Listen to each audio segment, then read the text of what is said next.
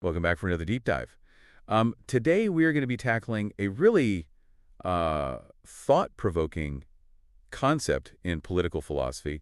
It's John Rawls' original position. Oh, yeah, Have you heard of this? I have. So basically it's this thought experiment that tries to help us figure out, what a truly fair and just society would actually look like. And we're going to be using the Stanford Encyclopedia of Philosophy's entry on the original position as our guide today. Great source. It's a really great source. I mean, for anyone who's not familiar with it, the Stanford Encyclopedia of Philosophy is like a super well-respected, peer-reviewed online resource for all things philosophy. So, yeah. That's a good one. So imagine you're like tasked with designing a society from scratch, right?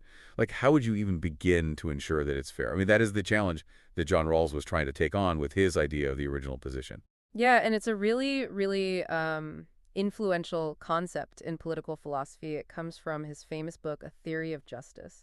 And it's basically this thought experiment that he uses to help us figure out what the most just principles for a society would be. Okay, so we're talking about like the foundations of a just society. Yeah, exactly. So not like specific laws or policies, but like the core principles Exactly. that everything else is built on. So the idea is that we imagine ourselves in this original position, where we're behind what Rawls calls a veil of ignorance. Ooh, veil of ignorance. That sounds kind of ominous. What is that? Yeah, it's a little bit spooky, but basically it means we have to make decisions about how society should be structured without knowing anything about our own place in it.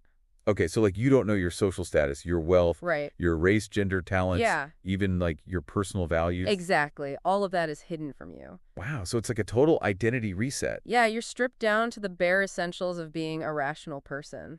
Okay, but why would we choose to be ignorant like that? I mean, it sounds kind of counterintuitive. Right. Well, the idea is that by stripping away all of these personal details, we're forced to think about what would be fair for everyone, not just for ourselves. So it's a way of ensuring impartiality. I can see how that would be super important when you're trying to design a just society. Absolutely. Like, you don't want to just recreate the same inequalities and injustices Right. that we already have. Exactly. So how does this veil of ignorance connect to the original position? So in the original position, we're basically in this hypothetical situation where we're all behind the veil of ignorance, and we're trying to come up with a social contract, the basic principles that will govern our society. Oh, okay, so it's like a negotiation. So Exactly. we're negotiating from a place of like radical impartiality Right. because we don't know who will be in this new society. Exactly. So we have to consider what would be fair for everyone. Exactly.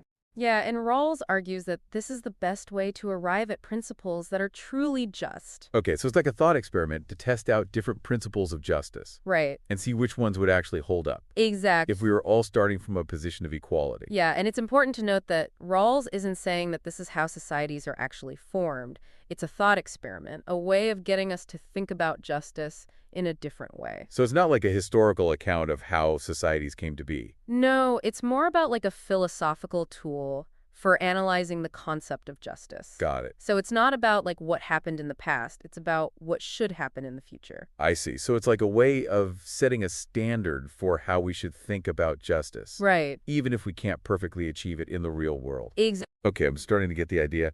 But I have to admit, it still feels a little bit abstract to me. But how do we actually go about making decisions in this original position?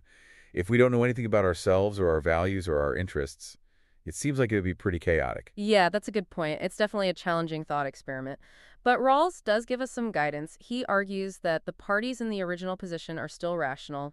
They're motivated by self-interest, but they also possess what he calls a sense of justice. Okay, so they're not just like randomly picking principles out of a hat. No. They're actually trying to come up with something that makes sense. Exactly. They're thinking strategically. They're trying to figure out what would be the best outcome for themselves. But they're also aware that they need to create a society of stable and just, because otherwise it's not going to benefit anyone in the long run. So it's like a balancing act Right. between self-interest and a sense of justice. Exactly. Okay, I'm starting to see how this could work. But even if we assume that everyone in the original position is rational and has a sense of justice, how do we make sure that the principles they come up with are actually fair? That's where Rawls introduces what he calls the formal constraints of right. These are basically like ground rules for the negotiation process.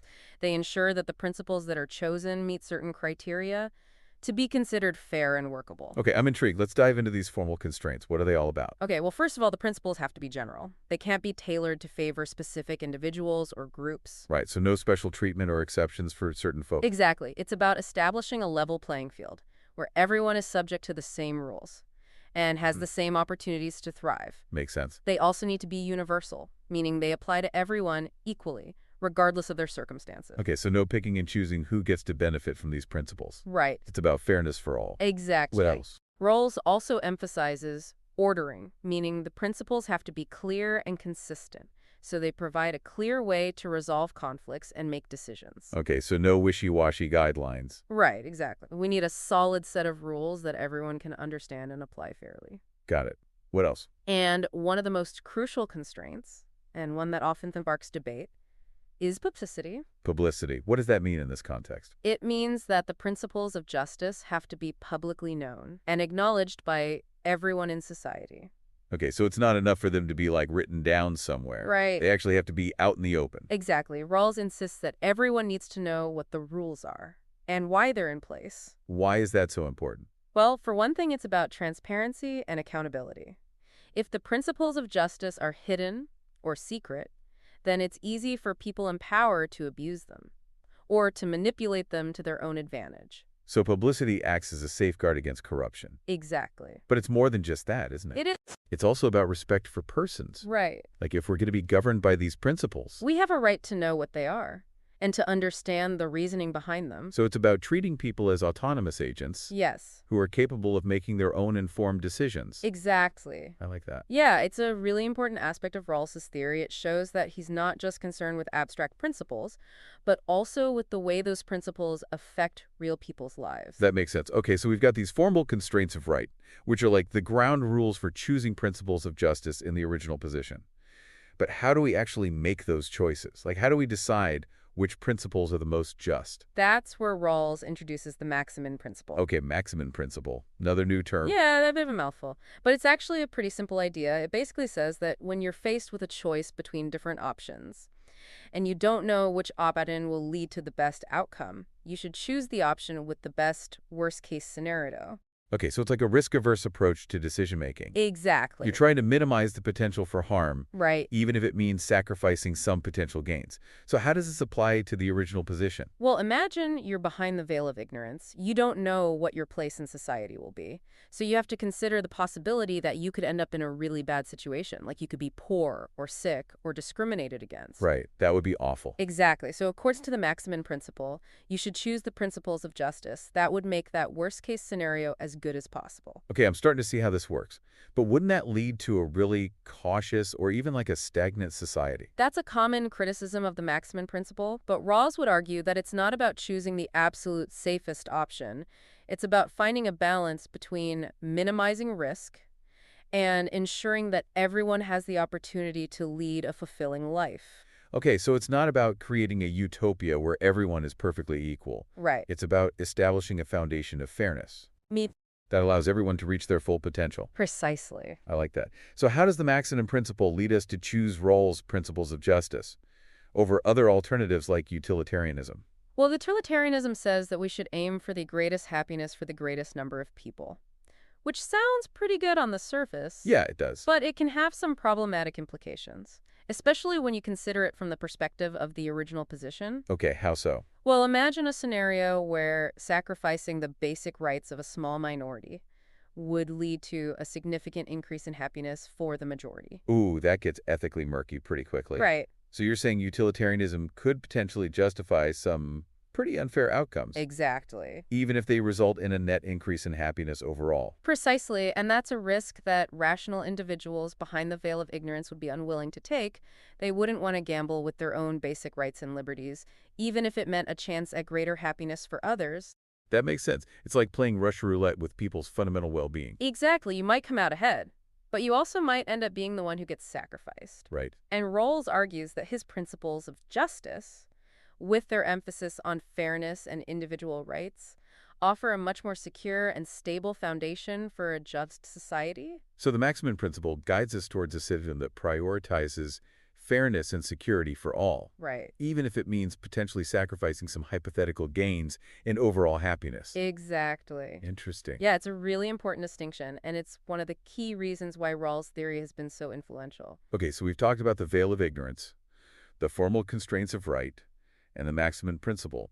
These are all really important parts of Rawls' theory of the original position. Yes, they are. But I'm curious to know more about, like, what those principles of justice actually are Okay. and how they would work in practice. Sure. So in the next part of our deep dive, let's explore those principles in more detail. Sounds good. So Rawls actually lays out two main principles of justice that he thinks would be chosen in the original position. Okay, two principles. Yeah, the first one is called the liberty principle. Okay, the liberty principle, what's that all about? Basically, it says that each person is to have an equal right to the most extensive basic liberty compatible with a similar liberty for others. So it's like everyone gets the maximum amount of freedom, Right. as long as it doesn't infringe on other people's freedom. Exactly. It's about finding that balance. Makes sense. What's the second principle? Okay, so the second principle is actually two parts. Okay, two parts. Yeah, it's a bit more complex. Okay, lay it on me. So the first part is called the fair equality of opportunity principle. Okay, fair equality of opportunity. That sounds important. It is. Basically, it says that social and economic inequalities are to be arranged so that they are both to the greatest benefit of the least advantaged and attached to offices and positions open to all under conditions of fair equality of opportunity. Whoa. Okay, that's a lot to unpack. Yeah, it's a bit dense. Can you break it down for me? Sure. So basically, it's saying that we should allow inequalities, like differences in wealth or income or social status, Okay. but only if those inequalities benefit everyone, especially those who are least well off. So like if someone is super rich, Right. it's only okay if their wealth is somehow helping to lift up the poorest members of society. Exactly. It's about making sure that everyone has a fair chance to succeed, regardless of their background or circumstances. Okay, and what about that second part, the one about offices and positions being open to all? Right. So that part is basically saying that everyone should have an equal opportunity to compete for jobs and positions of power, regardless of their social status or background. So like no discrimination based on race, gender, or anything like that. Exactly. It's about creating a level playing field. I like it. So these two principles, the liberty principle and the fair equality of opportunity principle, these are the principles that Rawls thinks would be chosen in the original position, Yes, that's right. and they form the basis of his theory of justice as fairness. Okay, I'm starting to see how this all fits together. But I'm curious to know more about, like, how these principles would actually work in practice. Sure. Like, what kind of policies or institutions would we need to have in place Right. to make sure that these principles are being upheld? Okay, well, first of all, we'd need to have a strong system of basic liberties, like freedom of speech, freedom of religion, freedom of assembly. Right, the essential freedoms. Exactly. These are the things that allow people to live autonomous and fulfilling lives. Makes sense. We'd also need to have a fair and equitable economic system, one that provides everyone with a decent standard of living and a genuine opportunity to succeed. So like things like universal health care, affordable housing, quality education. Exactly. Those are all important parts of a just society. What else? We'd also need to make sure that everyone has equal access to opportunities, like education, jobs, and political participation. Right, so it's not just about having the freedom to do things. Right. It's also about having the resources and the support to actually make those freedoms meaningful. Exactly. It's about creating a society where everyone has a fair shot. I like it. So these are some of the practical implications of Rawls' principles of justice. Yes, And it sounds like they would require some pretty significant changes they would. to the way our society is currently structured. Absolutely. Rawls is not afraid to challenge the status quo. But I think that's what makes his theory so compelling. I agree. It's a vision of a truly just society. Yes. One that is based on fairness, equality, and respect for all persons. Exactly. So it's not just an academic exercise. No. It's a call to action. And is. A challenge to create a better world. Exactly. Okay, so we've covered a lot of ground here, but I know that Rawls' theory isn't without its critics. True. So in the next part of our deep dive, let's explore some of the main objections that have been raised against the original position. Sounds good. So I know that Rawls' original position has been super influential, but it's also been pretty controversial, right? Yeah, definitely. Like, what are some of the main criticisms that people have raised against it? Well, one common one is that the whole idea of the veil of ignorance is just too unrealistic. Okay, too unrealistic. How so? Well, critics argue that it's impossible for us to completely detach ourselves from our own personal identities and biases. Right, like we can't just pretend that we don't know who we are or what we care about. Exactly, and they say that this makes the original position kind of a useless thought experiment. Like it's too abstract. Right, it doesn't really tell us anything about how to achieve justice in the real world. So it's like saying that the original position is a nice idea in theory, but it's not very practical. Exactly. What are some other criticisms? Another common one is that Rawls' principles of justice are too egalitarian. Okay, too egalitarian. What does that mean? Well, critics argue that Rawls' principles don't sufficiently reward individual effort or talent. So they're worried that a society based on Rawls' principles would be kind of like a leveling down. Right, they think it would discourage people from striving for excellence. Because why bother working hard if you're not going to be rewarded for it? Exactly. That's an interesting point. So it's like the classic debate between equality and meritocracy. Right. Like, how do you balance the need for fairness with the need to incentivize people to achieve their full potential? Exactly. It's a tough question, and there's no easy answer. Are there any other major criticisms? Yeah, there are a few others. Some people argue that Rawls' theory is too individualistic. Okay, too individualistic. How so? Well, they see that Rawls focuses too much on individual rights and not enough on communal values or the common good. So they're worried that a society based on Rawls's principles would be kind of atomistic. Right, like a bunch of individuals pursuing their own self-interest without any sense of shared purpose or solidarity. That's an interesting critique. It seems like there's a tension there between individual rights and the common good. Definitely, and it's something that any theory of justice has to grapple with. For sure. Well, we've covered a lot of ground today. We've explored the basics of Rawls' theory of the original position. We've looked at his two principles of justice. And we've considered some of the main criticisms that have been raised against his theory. Yeah, it's been a really interesting discussion. I agree. It's definitely given me a lot to think about. Me too. And I think it's important to remember that even if we don't agree with everything Rawls says, his theory is still incredibly valuable. I agree. It forces us to think critically about what a just society would look like. And it challenges us to consider the needs of all members of society, not just those who are like us. Absolutely. So on that note, I want to thank you for joining us on this deep dive into John Rawls's original position.